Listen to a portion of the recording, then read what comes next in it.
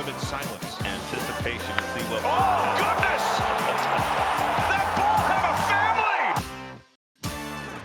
Welcome to High Sox, episode 4, High Sox, Low IQ, and High Sox. I'm here with John, Ben, my name's Mitch.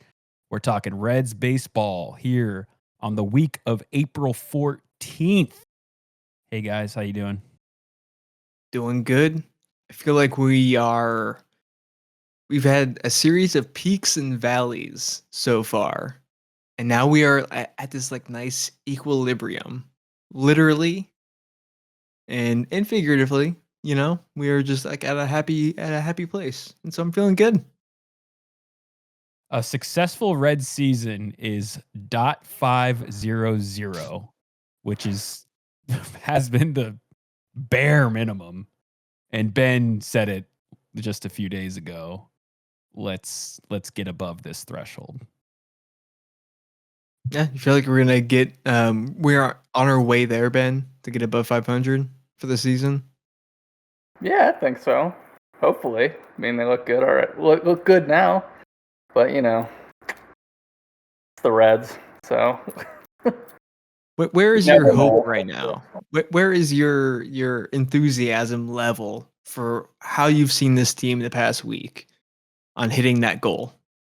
Oh well. What a god! I don't even know. Like a 6.5. Solid. I think. I'd take that. Yeah. You. Is this still the second place wild card team that you imagined at the start of the season, Ben? No. Just like that, not even No. through April. No, the lineup is. I don't like the lineup. The pitching's great, but the lineup is not. It's not it. When you're relying on Ellie and Candelario and who else? I can't even think of the lineup right now.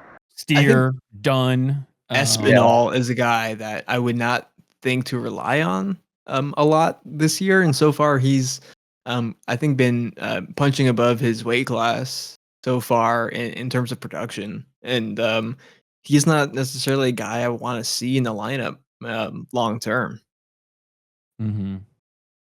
Yeah, and we saw Will Benson return. We talked about the Will Benson effect, and the effect was terrible, I think. He's gone. He's gone. He's gone. How appropriate is it that the last recording we were talking about Will Benson coming back, and I'm pretty sure is the next day he gets called up to join the team. And then he's gone by the time we record again. At the very least, Terry saw that and he's like, okay, I think the first day he had it was 0 for 4, and then I can't really comment on the rest of the games, but striking out a lot. He didn't look good, and Terry's like, all right, we're gonna nip that in the bud right now. Yeah. But he did go down. Like I think his like first game back in AAA, he went like 4 for 4 or something with a home run. Mm-hmm. Something. I know he hit a home run. I know he had a good game, but he's just what do you say, quad A player. Yeah. He's not a major leaguer. He's like Corky Miller. He'll just spend like the majority of his time in the Reds system if he even wants to continue. And then that'll be that probably 14-year career in the Reds minors probably. I mean, I think the most he can hope for right now is either he has another season where he just gets 1 month in the majors, where he kind of like shuts everyone up for a little bit, like he did a couple of years ago, and then he's gonna come crashing back down. He's gonna get sent back to the minors. Maybe at that point, a Rockies or a White Sox caliber team is gonna be like, all right, let's get you on. Let's see what you can do. Just kind of like bank on him having another one of those months for a like low tier team, which that was the Reds for a long time, and it still could be. I don't see us in that camp right now. Yeah, it's interesting. Baseball is such a fickle sport, and it sucks for these athletes because you don't really have like a number 10 like Lionel Messi who's playing for Inter Miami right now, or Ovechkin who's playing for the Capitals, or Joe Burrow playing for the Bengals, having these like periods where they just can't compete. But in baseball, you have these periods where you literally don't even seem like you belong on the field.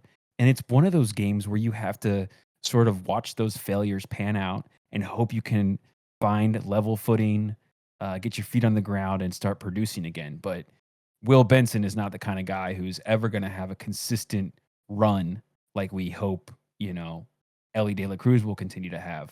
He is just going to be one of those players who fails more times than the average player. But it is still very brutal because he did have some really clutch games and some walk-offs last year and some clutch RBIs, and we love his passion and all that. And it's just brutal. It's brutal. Baseball is brutal. Ben, we were at the game where he hit his first career home run, which ended up being a walk-off. And you've seen that clip so many times where he throws the bat and just yells at the dugout. He's pumped up. We were pumped up. We were like, oh, Will Benson's up. He's not going to do shit. The game's over. And he walks it off right there. That was a really fun game to be at. We've been at a couple pretty cool games, honestly. Yeah, I mean, that's the peak of his Reds career, unfortunately. Probably never going to get there again. We hope. I mean, obviously I like the guy, but he just doesn't have a spot on this team. And I hope he doesn't come back again. He's changed his batting stance too. So like he recognized the problem with his swing. He's trying to change it. It's good enough for the minors, but he just can't get that big step to the majors right now. And it's sad. It just sucks because he looks lost out there on the plate. He looks terrible. Yeah, I mean the distance between pitchers in the minors and majors is so large. Like you can crush in the minors in AAA, but then you come out into major leagues, and it's a completely different ball game. And he clearly hasn't figured that out. Yeah. Well, the Reds back to 500, looking pretty good on the stretch of games, and I was happy not only for the Reds, but I was happy for John Sadak, who for the first time in maybe years, I saw like a depressive John Sadak after the Brewers series during that like 1-0, those losses and stuff like that. So I'm happy for him. The Reds are back to 500. This week, I think, is a big week for the Reds because we're going to get Alexis Diaz back. Maybe. And maybe. Ben's shaking his head, but maybe. And then we're going to get McLean back. He's going to be available, I think, later in the week. I heard as soon as Tuesday, the 15th, as in that's tomorrow. Tomorrow, whatever you want to. When this comes out tomorrow, Tuesday, he'll be available. So that's what I hear. We'll see. I heard something similar. So we have some guys returning. Who was the other guy who'd be available? I can't remember. Reds availability. I know Stevenson still I don't think has a timetable quite yet.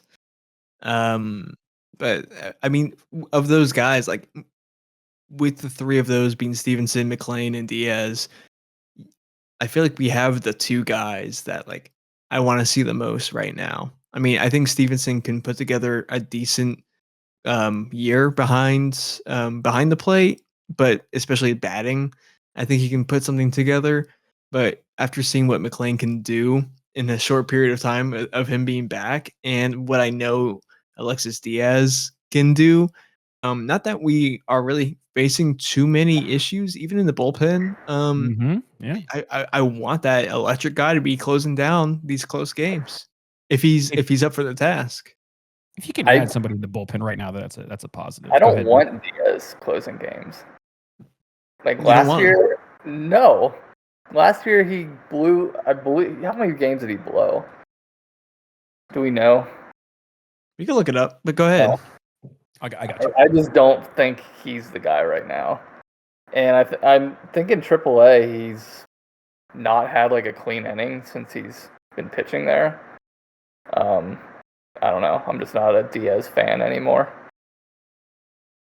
Yeah. It's tough because when he is at his peak, he is pretty lights out. I know we just didn't see that quite as much in 2024, I'm looking for L's or blown saves here, and I'm not quite finding it yet. The thing is with Alexis Diaz, I mentioned this a lot.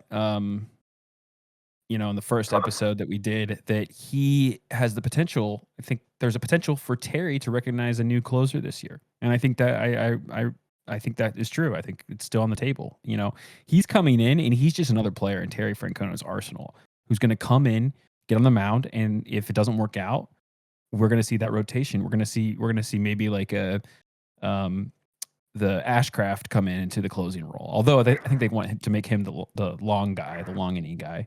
Or we might see Jabot, and it's up for grabs. Is what I'm saying. It's not going to necessarily be Diaz, and he has struggled. I don't think he's looked dominant since 2023, and that was earlier on in 2023. In late 2023, you really start to see the fatigue, missing the zone. I mean, I'm looking at his pitching stats right now, and his walk rate is pretty high. He's in the 3 percentile of walks. Mm-hmm. So that means he's 3%. He's in the bottom 3% of walks. So yeah, it seems like Pagan right now is our closer for the time being, and from what I've seen, he's been able to do a pretty good job. Honestly, everyone in the bullpen has been able to do a pretty decent job. I know, I believe it was on Wednesday, or maybe Thursday, one of the games this past week. The the bullpen kind of fell apart. I know Taylor Rogers did not perform well against his previous team in the Giants, and we weren't able to close out a game where we were up by like 5 or 6 runs. But other than that, it seems like Ashcraft can be that guy who goes 2 innings.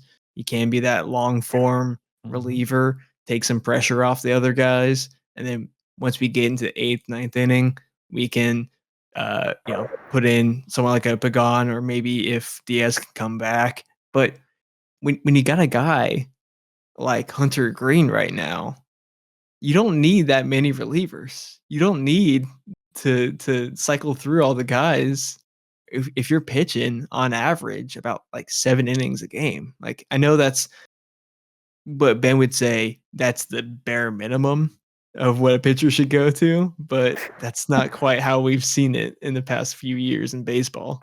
5 is the bare minimum. 5 is the bare minimum, but you're an old school guy. I know you want to see him go longer. Yeah, who doesn't want to see starting pitchers go 7 innings? I mean, not a baseball fan if you don't want that. It's so true.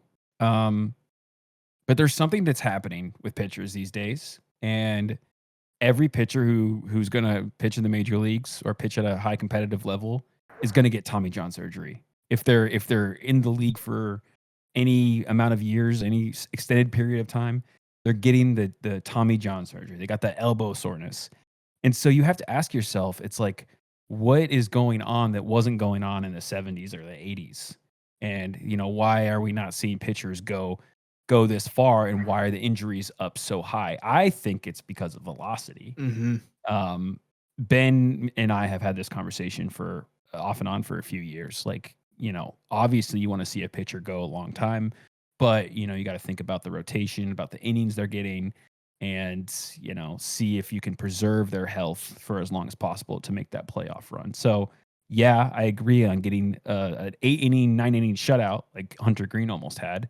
But at the same time, if you get to 110 pitches, that is usually a rarity in today's game. So I don't know. I don't know how I feel about it. Obviously, you want to see the pitcher go as many innings as he want him to, but there is something to say about the injuries and how high they are right now. And what's the cause of that? Is it just the velocity? Why are we seeing more of it? I don't know. It's not like you said, the bare minimum is 5 innings. Usually a good start will be like 6.5 innings or 7 innings or something like that. That's a really good start these days. Yeah, I think the performance that we can look to as like, this is what you would want every single day, not what you should expect every single day, but what you could dream about is the performance on Tuesday, I believe it was, where Lodolo pitched, shut out 6 innings of baseball, put in Ashcraft. He goes 7-8, and then you get Pagan in there, close it out in the 9th, shut out baseball, 3 pitchers, all super efficient in their performances. That's the dream right there. I mean, you got your starter, your long reliever, and then your closer. That is just chef's kiss. I can't ask for much more than that. Mm-hmm. Yeah, and Ashcraft seems to have really embraced this bullpen role, and he looks really into it these days. And to see his fire on the mound, to see him go from like kind of like a kind of decent starts here and there as a starting pitcher, but then he gets shelled, and to see him kind of like have a rebirth in his like career and go in and do like 3 innings and just be lights out is so cool for him. I love seeing him fired up. I mean, it was awesome to see him. I think he did 2. Did he do the rest of that Greene game on Monday last week? I think he finished out the 9th. No, it wasn't that game. I think it was the Lodolo game that you're talking about, John. Mm-hmm. But our pitching has been so good. It's been unreal. And the only thing that, Ben, that you were speaking to is the lineup is not great. And like I said, we got McLean coming back. We got Austin Hayes coming back too. I didn't mention that, but Austin Hayes is coming back, I think, this week as well. So McLean, Austin Hayes, Alexis Diaz are coming back this week. So we're going to have 2 bats. What do you expect to see from Austin Hayes, Ben? Because I know you were that was maybe the most excited you were besides for Brady Singer, right? With Austin Hayes. I don't even couldn't tell you anything about Austin Hayes, honestly. Okay. I mean, I'm out of the loop too. I am too. Austin Hayes, what I know about him is, he's a decent contact guy. I don't think he's ever going to hit for power, but any bat that kind of gets us a little bit more production is going to be a positive. So yeah, several successful years in Baltimore. All-star in 2023. It seems 24 maybe got the best of him a little bit, so perhaps that's why he ended up on the Reds, maybe at a discounted rate. Par for the course for Cincinnati. But yeah, if we can get a guy who's been around the league for a couple of years now, and it's just a dependable bat, yeah, or we're not expecting power, but you're expecting a base hit. Perhaps to fill out the back half of that lineup. Pretty exciting to have that. Again, if he's taking the place of a Will Benson, no complaints from me. No complaints. I think he's going to be you can only get better, I think, with this lineup. You can only get better, which is, I guess, a good thing.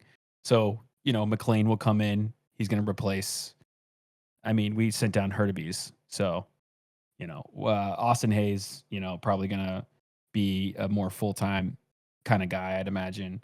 So it can only get better. And it hasn't even been that bad this week, at least.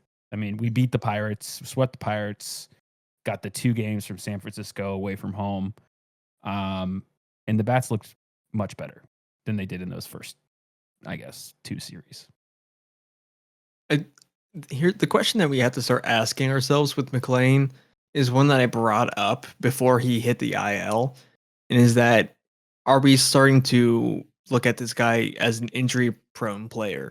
Because he comes back after missing a year, and then 2 weeks into the season, he misses 10 days. Minor injury, perhaps they are just being extremely careful with them, which, if that's the case, I commend that, and I agree with that move.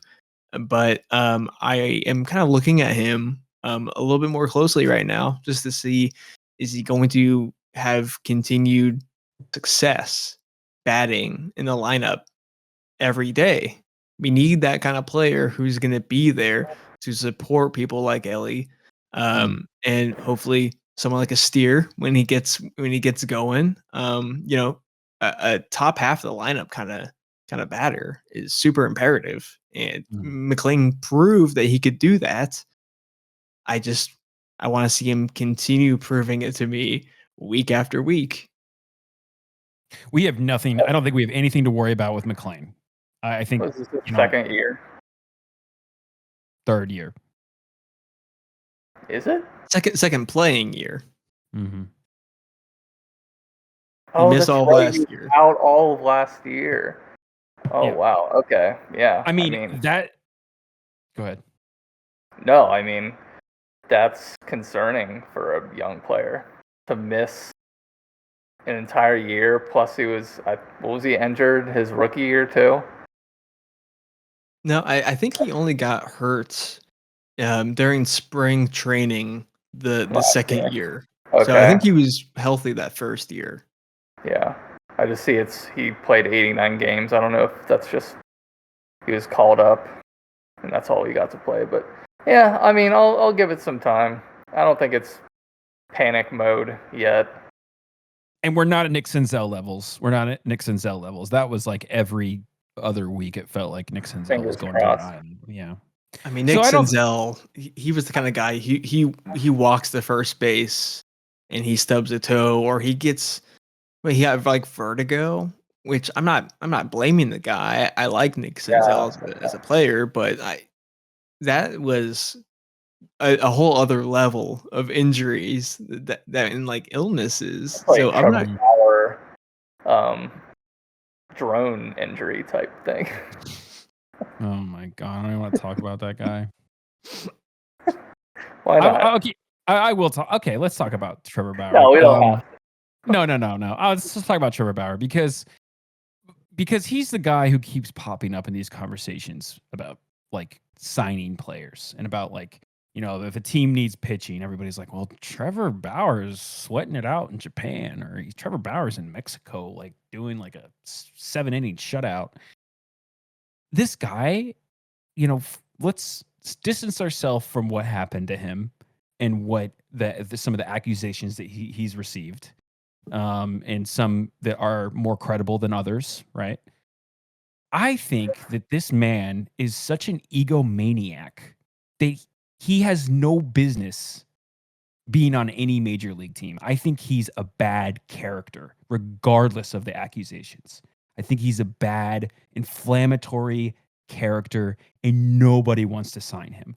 Look at Herman, who threw the perfect game for the Yankees.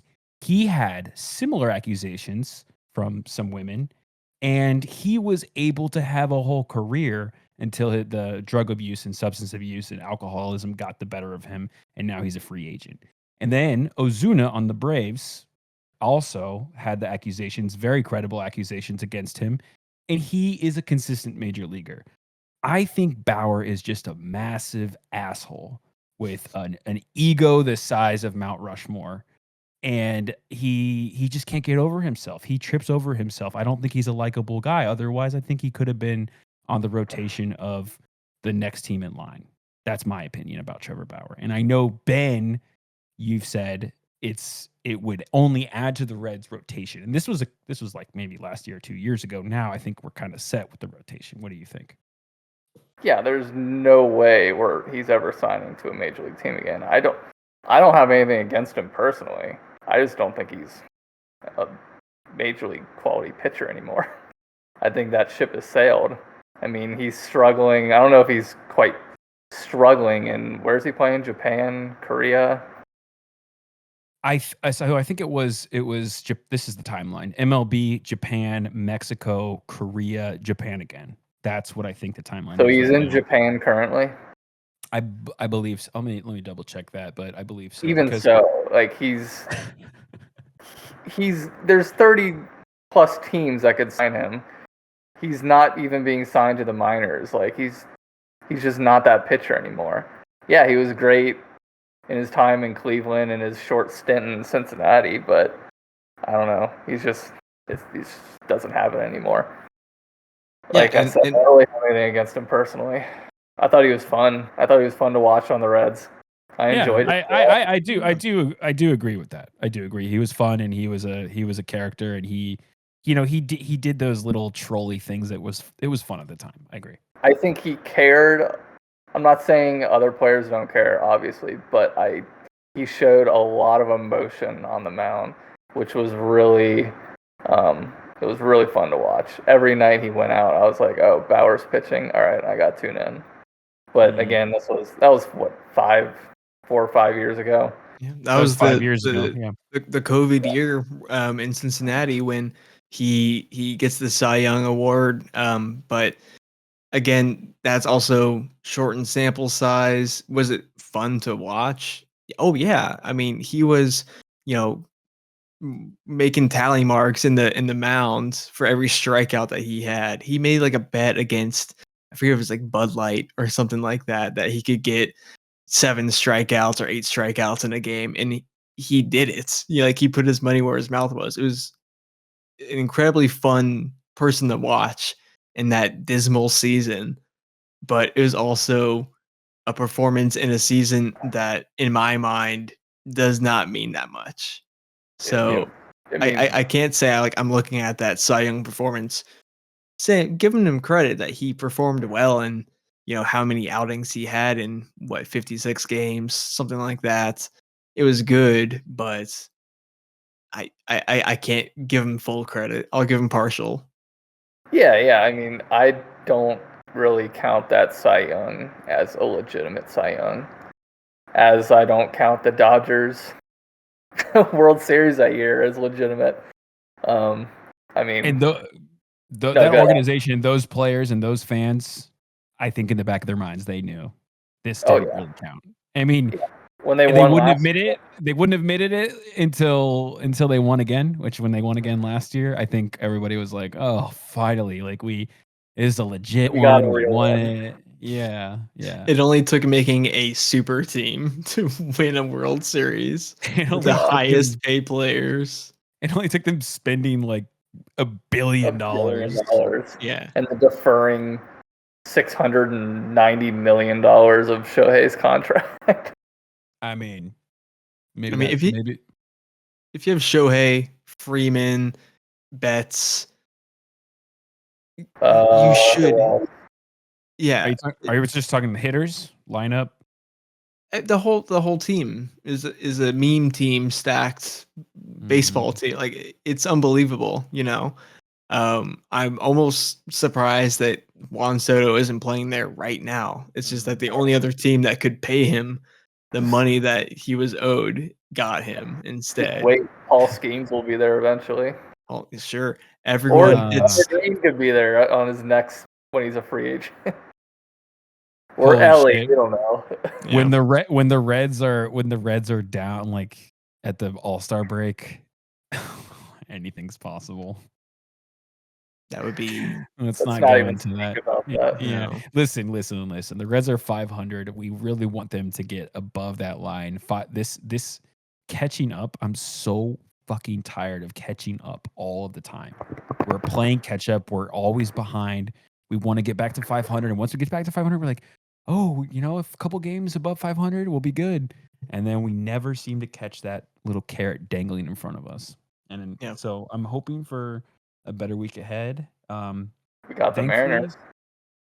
We got the Mariners, and then I think we got the Marlins after that, I believe. Okay, I don't know much about the Mariners. They're kind of looks like they're 8-8. It's the same as us. Oh, Castillo's pitching tomorrow. Mm-hmm.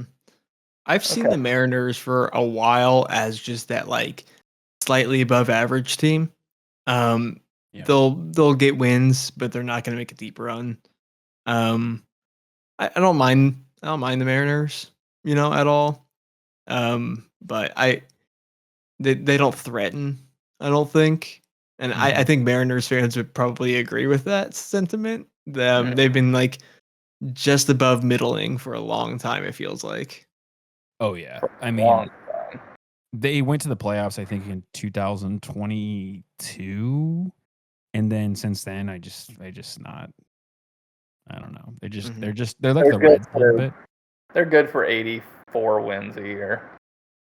If that, yeah. Yeah, slightly above average. Just fighting for that final spot in the final weekend and just always missing out. Yeah. And I think we got do we have Hunter Greene going for that last game?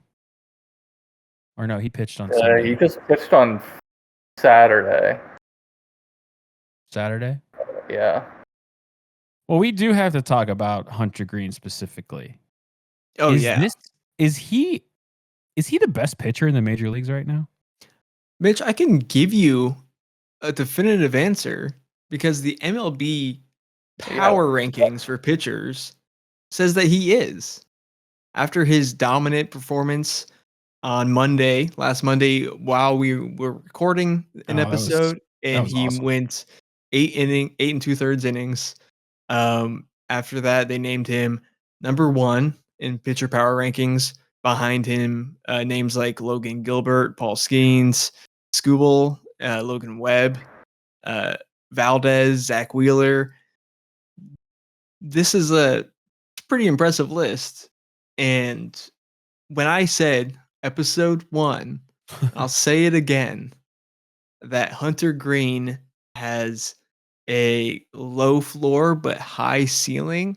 He's showing how high that ceiling can be right now. I mean, I see nothing but this dude dripping with confidence on the mound.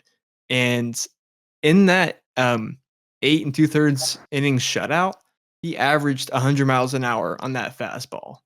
He has not given up a run in 18 and 2/3 innings.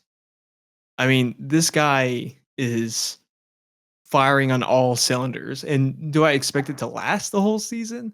Yeah. No. I mean, I'm not expecting him to finish the season with less than 1 earned run average, but I mean, I would love to. I just can't wait to see him again. I think I saw a stat today. It was like since July 1st of last year, his ERA is like what, 1? Yep. Like right at 1 on the dot. So 1 ERA since July 2024. Yeah. Unreal. 1 ERA. 27.2 innings this year, 0.98 ERA. But we might only get Cy Young this year. Oh, We might get our first Cy Young. It's too early to say, but it's a good start. mhm. I think he gets the Cy Young. I think he does. At this point, I'm saying it. I'm putting on the books. Hunter Greene, Cy Young. Paul Skeens looking like a middle schooler compared to Hunter Greene right now. It's He's not even bossing the Jackie whole- Robinson Day yet, and we're already saying we're gonna win the Cy Young. Why is Jackie Robinson Day the It's benchmark? April 15th. Like that's so early. Is that like a bench? Wait, is that a benchmark that people That's say? like It's not for even- me, it's like the first benchmark of the season. Okay, is it like the first like third of the season or first No, it's not even close to a third. The fourth of third the is season? Sixth of the season? 8th of the season, maybe. I don't know. 10th of a season? So early. 12th of a season? All right, That well, first, Mitch, like, day 14th of the of a year. season? you better be 16th saying the of a same season? thing. Say the same thing tomorrow because, I mean, I'm kind of with you right now. I mean, he's putting the heat and he's putting up just mind-blowing performances day in, day out. Who is it? Ah, man, I think it was Winker when he was on the team. Who was it that he was always excited when they were starting? It was maybe Castillo. I forget who it was. But it's like, oh yeah, he's pitching, like feeling good. You know, like if you're in the lineup that day and Hunter Greene is pitching, you're like, all right, I can pump the brakes a little bit. I don't have to try to get 10 runs to win this game. Mm-hmm. You know, a bloop and a blast, and that's all you need. That must feel good as a hitter. I think it's great. I think that when he comes in, it's like he's becoming that rock that we wanted him to be. And all those like years, like this has been a decade in the making. Those like that Sports Illustrated magazine cover with Hunter Greene. I think he was like maybe 16 years old at the time. It was like future Red Star. And that's always like kind of just like, okay, like we never know. But now he is gonna be the 2025 NL Cy Young. He is going to finish with a below 2 ERA. And we have the best pitcher in baseball right now in Hunter Greene. He is the ace of this team.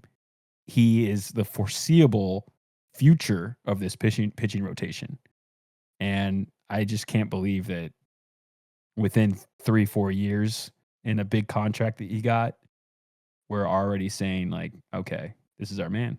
And it's been such a great time to have him. This early this year, he gives us a chance to win games, even when the bats suck. So only good things to say about Hunter Greene right now.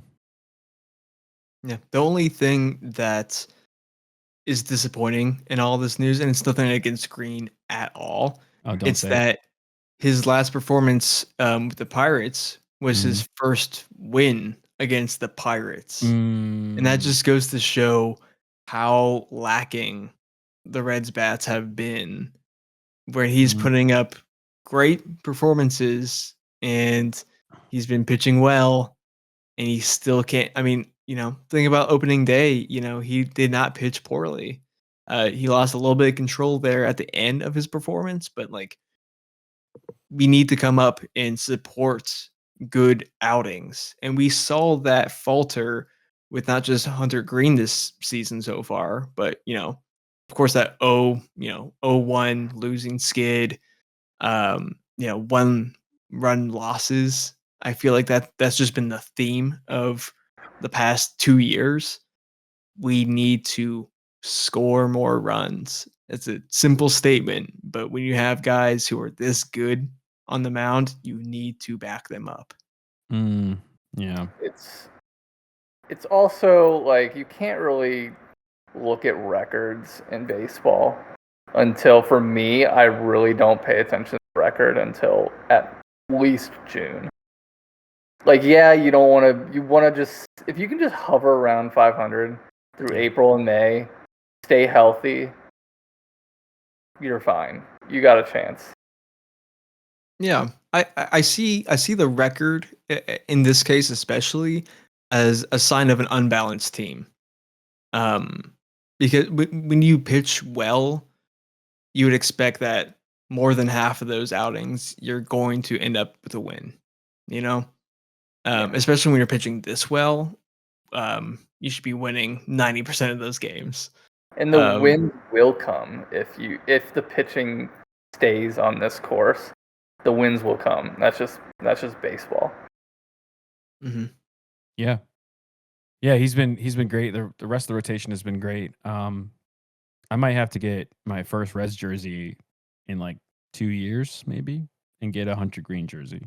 I mean, if God forbid the prices are just insane, but maybe like a rip-off jersey. Maybe I'll go to DH Gate, get a Hunter Greene jersey. Have Ebbets Field flannels make you one. They're pretty cheap. Ebbets Field's flannel, they got sold to Fanatics. Did you know that? Did they really? I think they were sold a few. I think they were sold a few. Yeah, I'm definitely breaking this news. I think they were sold a couple of years ago, but now it's like you're starting to see a little bit more of the influence. But damn, I can't buy anything off there anyway. It's crazy. I used to love that store. A little bit of a Sunday, but yeah. A little bit of a what? A little bit of a what? Oh, nothing. Never mind. Okay. I thought you said something completely. Yeah. No, I'm gonna check their website right now. Actually, Ebbets Field. I was gonna say something else about Hunter Greene. I think I'm trying to remember what it was. Here's my. While you think about that, here's my wager for you, Mitch. I'm not gonna make you take the bet that he's going to win the NL Cy Young, but if he doesn't finish in like top 5 voting, then you have to buy an Ian Jabot jersey. Okay. And if he does, if he does finish in top 5 Cy Young votes, then I will buy an Ian Jabot jersey. And I'll wear it to every game. I'll hang up the Dietrich jersey for life. And I'll be rocking the Ian Jabot. Well, who's gonna challenge Hunter Greene for the Cy Young? Skeens for sure. You got Skeens. You got Shoto Imanaga. He's an exciting Shoto Imanaga. He said it very clearly the first time, Ben. Did you not hear him? You don't know My that? mic's acting up. Oh yeah, sure. I mean, um, yeah, a big Japanese signing for the Cubs this past offseason. Another like exciting young name in pitching. Pitchers are just it's a crazy position where anyone can pull out a great performance in a season. And who was it that won Cy Young like last year or 2 years ago? Older name in the game, came back from injury and just like blew everyone away. Rich Hill. No, Dude, it's not Rich we Hill. did not win the Cy Young. Oh man, I'll look it up. While Pretty sure it was Rich Hill. Bartolo Colon.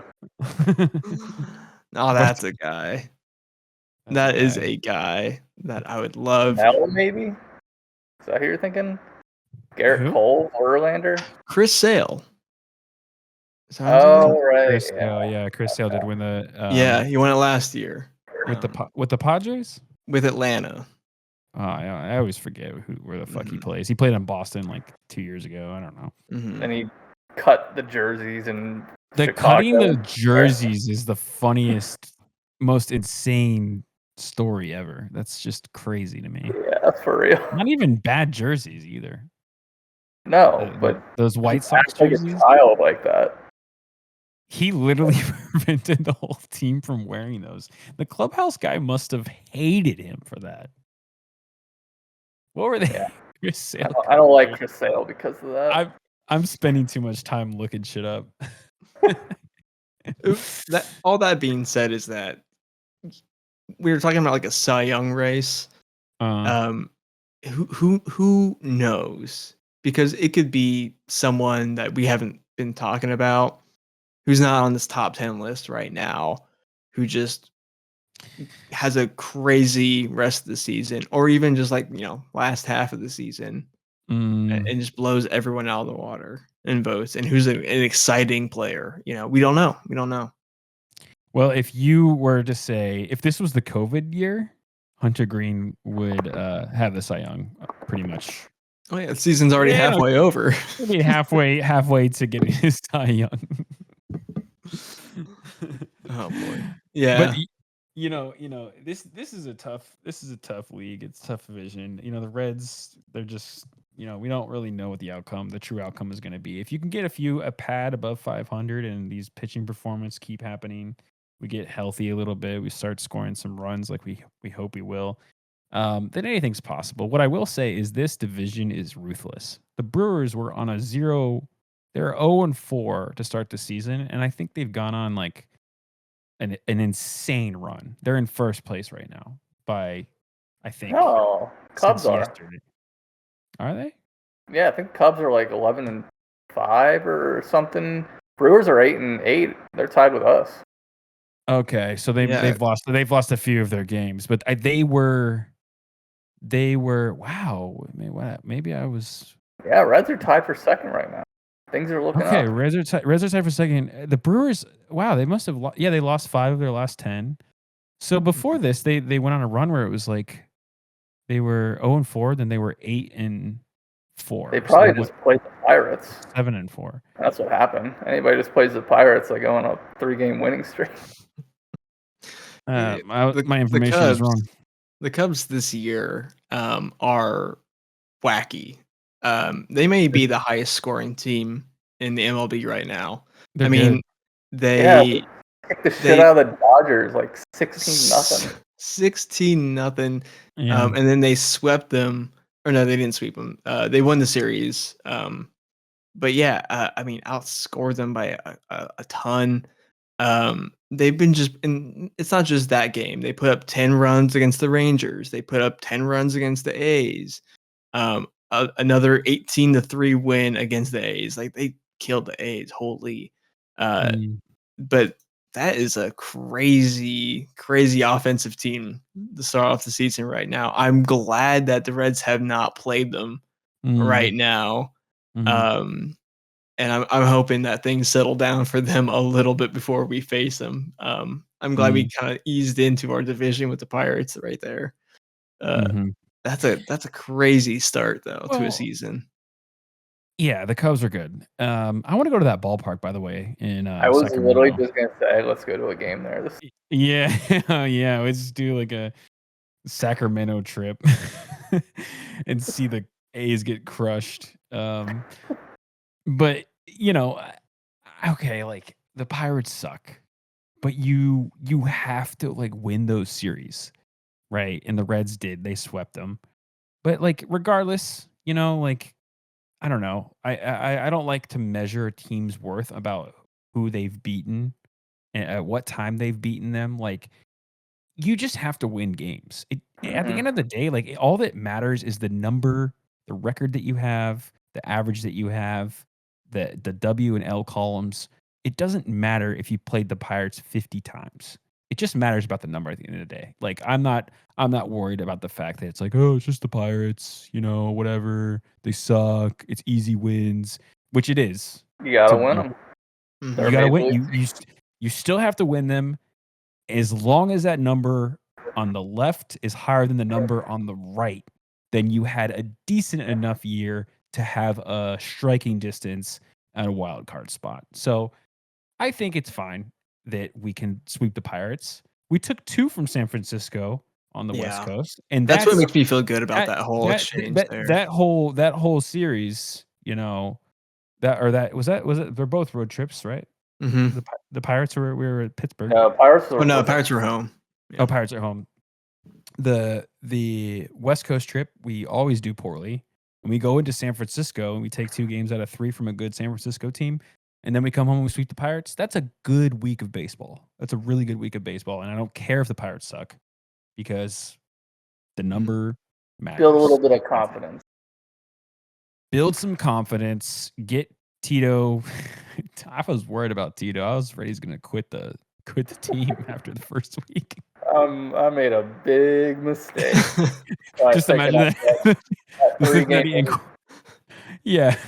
Cincinnati Enquirer. There's like a headline that just says, "I made a big mistake," written by Pat Brennan. Oh no. Yeah, it just says in quotes, "Oh no." Tito with his head's in it. He's just face.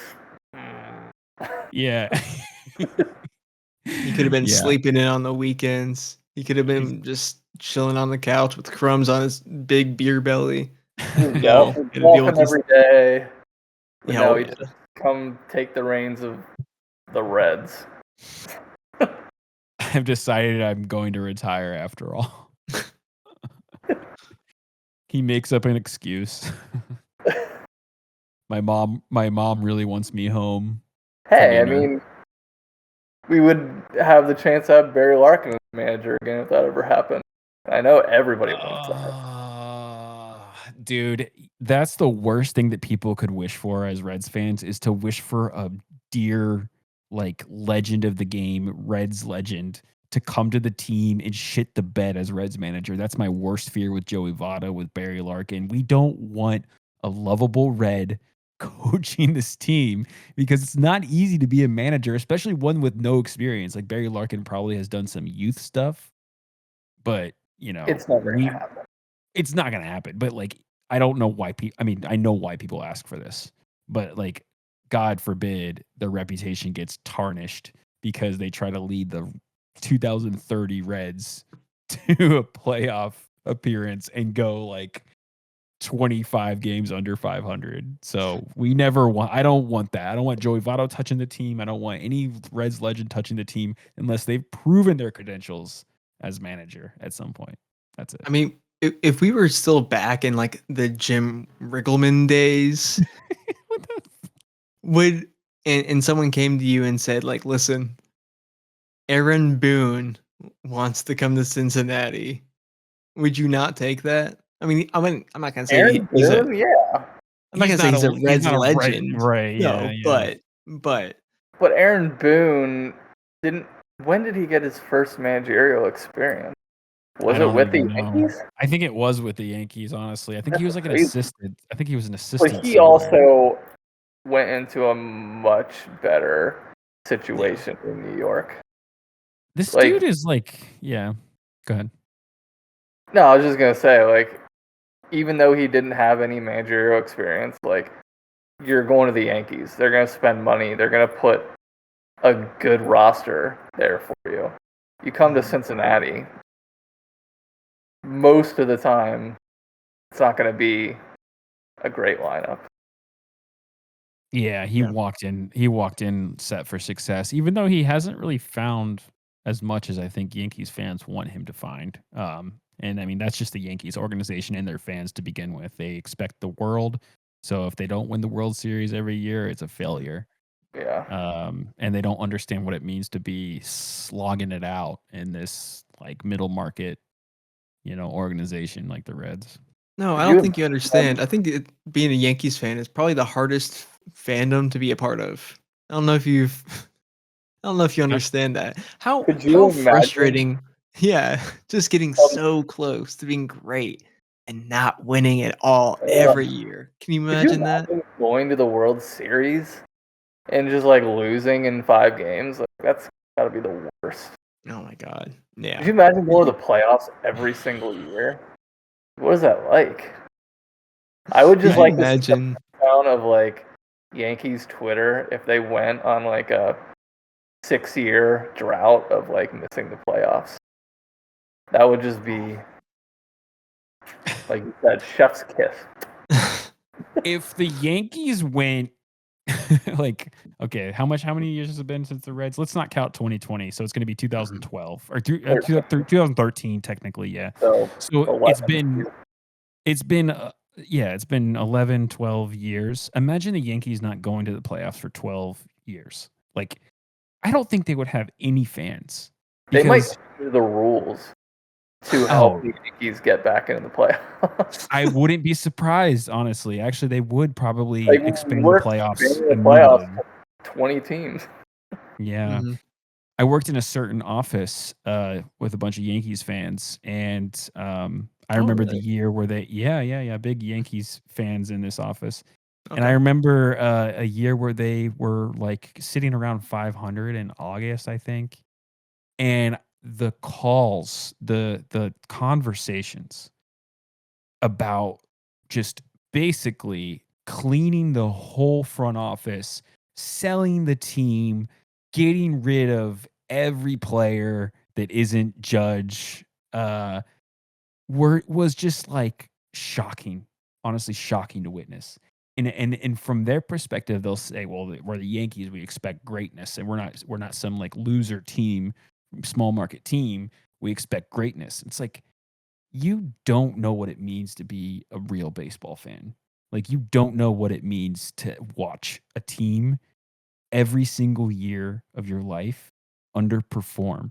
But you go to those games because it's where you're from, you have a connection to the team, whatever. That is like true fandom, is like just mostly losing and then that magical moment where you can just be like, it was all worth it. And I think every Reds fan hopes that at some point we're going to have that actualization moment. Just once. Just all I once. want. Just one once. time. And that speaks to the modesty in the passion of these small market fans like Reds fans. It speaks to their, kind of integrity to stick with this team through the most brutal stretch. And I think it's you really have to love the Reds and baseball to follow this team. And Yankees fans don't know shit about that. So I mean, yeah, like, do I wish that the big red machine never stopped and it kept on driving into the current year? Like, yeah, like no one wants to lose. I remember talking to someone years ago. I was talking about like, oh yeah, Reds not having a great year, and they said, well, if they won every game, that wouldn't be exciting. Like, no, you have no idea. That would be amazing. Like that's a dream come true. So like, I get if I'm giving credit to fans of winning franchises, I can understand you can still be disappointed. You're allowed to be disappointed. And I'm not trying to wear like Mhm. I'm a fan of a losing franchise Mhm. as a badge of honor. Yeah, I'm Like, not trying dude, to yeah. no, no. But what I'm saying is like have some perspective. Have a Mhm. little bit like look around the room. Mhm. The A's are no longer in Oakland. I mean, the Marlins give away all of their best players to other teams who have Mhm. great careers with other teams. Mhm. I mean, man, like if you're a Yankees fan, you're pretty much eating good every year. Yeah, but what do they say? It's like the like your suffering is only like is only measured by your perspective. So it's like, you could have the best baseball team or have the best sports team that you follow, but a little hiccup in that trend can feel like the end of the road because you haven't ever experienced what it means to be, you know, lose 100 games. There's Yankees fans that are live that have never experienced a losing season for the Yankees. Or Mhm. there's Yankees fans alive who are old who have never seen a 100 loss season. So it's like I it's think it's they haven't had like a losing season since like the early 90s. yeah, it's a record. I think it's 92 or 93 or something like that since That's their last losing literally my season. whole entire life that So they've for never. us it is. We haven't even been alive when the Yankees went under 500. So if you're measuring your perspective based upon that, then yeah, I mean it's going to seem like we're earth-shattering. So I don't mean to take away Mhm. the the perspective and the autonomy that other fans feel with a successful team. But it is quite interesting to see a successful team and fans who have witnessed a successful team for so long kind of self-destruct in those moments when we feel like we've been just witnessing this every year. So, but here's to hoping, like every single year, that we break that trend. And Yeah. I we're believe still we're still in the conversation. I mean, it's it's April, but like we've regained a lot of the games that we lost, and we're square in the middle of the division right now, and anything can happen. Yeah. I think if we avoid those long losing skids, where it's like, you know, 5, 6 games in a row where we lose. I feel like we've seen that in the past where we're on solid footing right now, and then all that progress just comes to a screeching halt because we lose consecutive games in a row. We lose many weeks of series in a row. Um, we just got to keep battling. We got to take the easy wins when we can, and we have to be competitive with all the good teams. I know it's a simple statement right there, but I don't want to see us be 10 games below 500 again. Like that can't happen this year. It absolutely cannot happen at Mhm. any point. I hate being in that hole because it makes me lose interest fast. Like Mhm. being 10, 15 games below 500, it's like now we can't even like hope to get to the bare minimum that we need to get at to be competitive, and it starts to be a slog of a season. So I really hope that we can kind of break this 500 thing and kind of stay above. And it's what we say every year. It's like that's been the benchmark: get past 500, stay past 500. So I hope that year is different. We have the pitching, we have the bullpen, it seems like early on, to make a real go at this. So I think there's some optimism here, and I think we have more reasons to be hopeful than to not be hopeful. Even if the lineup sucks right now, we've seen flashes of brilliance from Ellie. That grand slam on bobblehead night, come on, that was amazing. His second Um, career grand slam on his own bobblehead night exclusively on Apple TV Plus. oh, okay. Wait. Let's backtrack a little bit. For second career grand slam on a Mhm. bobblehead night for him. No. His second career grand slam, full stop, and it just happened to be on his Yeah. bobblehead night. Oh, that's so cool. Yeah, that was cool. Yeah, Apple TV. You guys love switching to Apple TV for the broadcast, don't you? I I can't can't believe watch. that I had a subscription active. What? What did you need like Apple TV, like the whole subscription, or is it like a separate thing? Yeah, or- of course you do. I think So you there's need to no, pay like, for it. free. Well, MLS has like a separate subscription for Apple TV, so you can subscribe to MLS Apple TV as a separate subscription, or you can get the whole package for a bigger value. So they segregate it a little bit, so you can just get the MLS without the whole Apple TV. So I wasn't sure how it worked for MLB, but you guys don't like the broadcast, I don't think, for MLB, right? I've never watched it. Oh, No. you didn't. Okay, but you watched it, right? You watched. I it? did watch it. Wow. Thankfully, I had not canceled my subscription since after Severance season 2. Did you like it? I didn't finish it. I didn't watch it yet. Did you like it? Okay. No, he didn't. Yeah. All right. I mean, it's like the Reds record right now. It's like okay. Well, I only thought they could do so much. One of those types of shows that you go so hard the first season and you have so many questions and it's so titillating because there's unanswered things and unanswered questions, and they go hard into the like sort of this whatever, this alternate reality or this other world, whatever. And then you get real worried about the second season of like, okay, can they really answer these questions? Can they really up the narrative, or were they kind of faking it the first season? Here's my spoiler-free review of Severance season 2. Oh, Just no, exactly please. what you want to hear on a Reds themed podcast. Hey, we're talking about Apple TV. We're talking about the Yeah, Reds on Apple that's TV. true. All those cool stats. 3% home run for Candelario. Yeah. There, whatever. Longest name in the MLB. CES. Mind blown. Oh yeah. But after watching Severance season 1, you're gonna be like, wow, that's crazy. There's so many questions I have. At the end of season 2, you're gonna like, most of those questions I still have. Like, there's still a lot that's going on. That's good.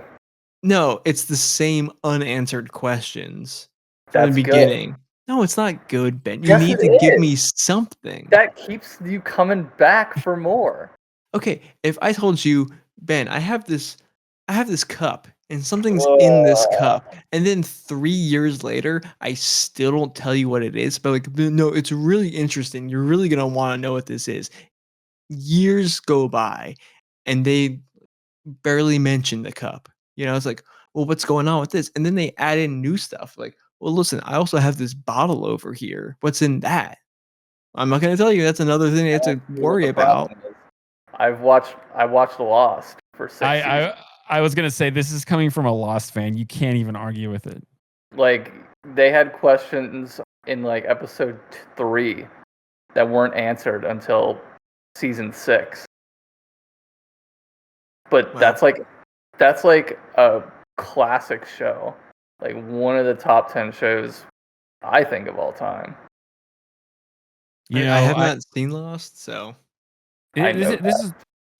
this is my big issue with TV, is because I think it's really cheap to keep you guessing and to keep that little strand going, because it tells me that the show writers don't know how to address it without ruining all the momentum that they have. It depends And I think that's on the type of show. If it's, I've never seen Severance, but if it's a show full of mysteries, then I think it's fine. But you have to like sort of answer questions and then move on to another thing that is more paramount, I think, in most shows. I would have to see the show, but if they continue driving the plot forward, I see no issue. I think that's part of the problem, is that some of that plot stalled out, and there would be like, especially in the middle of the season, multiple episodes where I'm like, I'm not really sure if anything's evolving much, and a lot of the problem with like the plot not evolving or not answering those questions is that I don't need the answer to every question immediately, but I would like to be like able to make some progress. Like, hey, you don't know what's in my cup, but I'll tell you it's a liquid. And then you're like, okay, I'm getting a little bit of sense of what's going on in here. Like, okay, now I'm intrigued. Or like, if I said like, you know what, it's purple. And you're like, what could be purple? That's what? And then it'll all make sense later down the road. But Just give me like something. Give me a little something. Well, they The do be- that in Lost. Wow. They give you just enough to keep you coming back every episode. But every episode ends on like the biggest cliffhanger you've ever seen. And it's so good. 20-year-old show. It's all a dream, though, right? It's something like that. Something like that. Don't spoil it for anybody. We're ending it here. Yeah, this is it kind of went a different direction. But yeah, we don't like the Apple TV broadcast is the consensus. So well, I think it's less about it being Apple TV and more about like when you start taking games away from people like who are paying for it. Like if I can't watch this game on the FanDuel Sports Network app that I paid for the season, like all the games except the ones that we choose to not show you. Like I always think, yeah. I think the NFL is better about it. But the NFL's got like Amazon. Oh no, you're right. They've got Netflix games. They've got NBC, CBS, Netflix. What else? Amazon. Mm-hmm. Do they have like Hulu games too or something? No, I think we're missing one though. Disney. Is it Apple TV? Is Apple one of them? No, they haven't done Apple. They haven't done Apple yet. They haven't done Apple. But yeah, when you're like, you're taking all the games out and you're spreading it out, so I have to pay for so many subscriptions. I think of my poor dear old grandma when she was like 97, 98, and she's the biggest Reds fan. She would sit on her chair and keep score of all of the games. And how am I supposed to tell her that, sorry, your cable doesn't have this game, it's on Apple TV Plus? Like, she doesn't know what that is. Why would you do that? How dare you, Reds? She called the Reds because she thought that they were broadcasting the game wrong because it was cut off on her screen. She was watching it on a 4x3 CRT TV, and she had to get a widescreen TV because they finally had switched over the broadcasting the lives to widescreen only. She doesn't know about streaming services. Come on. It's such a racket, and I hate how it's like they're sort of, I guess, I want to say democratizing, but that's not the right word. They're trying to make it so a lot of different people can carry the game, and like there's a lot of different companies that have access to giving the rights to people to watch it, but it's just a racket, and I hate that. Even my mom said it the other day. She's like, I couldn't find the Reds game, and she's a big Reds fan. She's like, I couldn't find the Reds game on TV, and I was like, it's on Apple TV, and I was like, it's on Apple TV, and she's like, but how do I get Apple TV? Like, do I need to subscribe to Apple TV? And I was like, yeah, and she's like, well, that sucks. Like, I went to the channel on cable and it wasn't there, and I'm like, yep, that's just the freaking thing we're dealing with now. We're having to chase down where our games are, where our sports are. And we did the math. We crunched the math for NFL. It was like $400 a year or $350 a year to watch absolutely every game. It's insane. Yeah. Anyway, Reds are at 500. Yeah, Reds are at 500. We get Austin Hayes, Alexis Diaz, and Matt McClain back this week. Swept the Pirates, 2 games from the Giants. Looking up, Hunter Greene, Cy Young, and things are good in Reds country at this moment. Yeah, things are all right in Reds country. Things are looking up. You couldn't really, it was much better than the first week. Let's just put it that way. Yes. Yeah, I wonder if you would say that, Ben, if the Reds ended up like splitting the 2 series against the Rangers and the Brewers. Like if we did bet, it was the Brewers, right? Yeah, I think we lost that one. If we split those 2 series, so that was even, and then we ended up with this, a good streak against the Giants and now Pirates, I think you'd be a little bit more optimistic. You have to have a short memory a little bit. Oh, yeah, but it didn't happen. We lost those series. Well, the good thing about baseball is you can forget and move on to the next game. So, no one's talking about those 1-0 losses anymore. They're talking about the Rockies losing by 1 run now. So, Oh, good. and those uniforms suck, by the way. Is that the like Splatoon ass jerseys? Splatoon ass jerseys. I've never heard it that way before. What? That's what it reminds me of. I think it's like a Splatoon jersey. The Rockies or the Giants? I think the Giants. The Rockies, the Giants one came out like earlier last week, but the Rockies one reminds me of Splatoon so much. What are we doing, man? Like, what are we doing? Yeah. I guess it's some color. I don't know, man. You know what I'm warming up to? Those Reds white jerseys. Okay, so basic, right? That's the biggest criticism. I think I've seen like the mock-up. So basic. They wore them against the Dayton Dragons in a spring training exhibition game. They're basic, they're plain, but it's a little bit refreshing to see something so pared down and like not flashy, not anything crazy, just even more white than our current home jerseys with the more basic C. I was like, you know what? I'm actually okay with this. I'm not going to spend $350 on it. But it looks good. I think it looks clean, and I think they're going to wear it for the race week because we're playing in Indianapolis. Yeah, I think Indianapolis. Is it? You're talking about the Indy 500, right? Yeah. Or I'm talking about the game, the race game that we're playing, right? The Reds are playing at the track.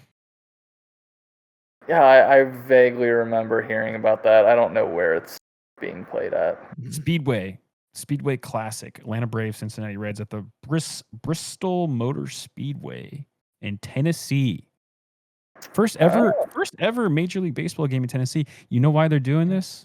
Because we're going to get a Major League Baseball team in Tennessee very soon.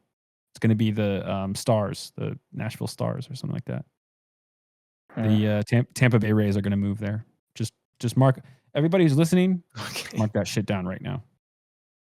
Yeah, that's the team where their stadium is still they're not playing there because the roof got ripped off or something, right? Yeah, where are they playing? I can't remember now. I don't remember, but sharing a stadium with the A's. He moved to Sacramento across the country. Wow, look at this mock-up of the Speedway Classic, the baseball field in the middle of the infield, like in the little thing where the track is. Like, what am I trying to say? In the track. Where all like the mobile homes go when the yeah. And in this picture, there's like it's like a sold out venue, and I think that's like near 90,000 people watching this Reds versus Braves game. You're gonna watch the Reds in their like see-through ass white pants. That's the one. They fixed they're the jerseys, still. It's not perfect. I think any team with white pants, it's still like, dude, I can see the outline of your underwear. It's too much. Like, make them a little thicker. Come on. Maybe that's what MLB wanted all along. That's what they said. To see the whitey tighties. Yeah, they want to see through it.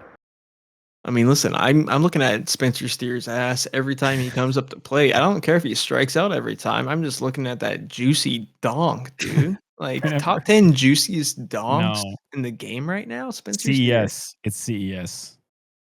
Massive donk. No, get it side by side. Side by side. Okay, I'll look at it.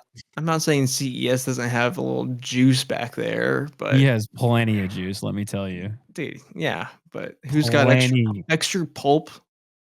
Spencer Steer. Federica's gonna dump me for Ellie De La Cruz every time they show him on TV. It's really? like, okay. Yeah, she's like, he's so hot, and I'm just like, well, he's 22, and she's like, what? He's just a freak of an athlete. He's tall. Mm-hmm. He's strong as hell, and he's fast as hell, and he's gorgeous. I mean, you know what? Sure, give it to him. He's on the Reds. Give it to him. Yeah. Why not? We support our handsome boys. Yeah. Okay. Thanks for listening. Episode 4. Reds on the rise. Ben, last thoughts? Go Reds. Hooday. Yep. I love everybody that watches this. Okay. Your coworkers. John, last thoughts? Yeah, I just want to echo what Ben said. Go Reds, Hooday. And I love everyone who watches us. Nice. Go Reds, Hooday, Hunter Greene, NL, Cy Young. Hooday, baby. We'll I be love you back guys. next week with a winning record. Okay. That's right. That's right. That's a I positive. like that. Positive I we need, like yeah. that. On the rise. On the rise. On the rise.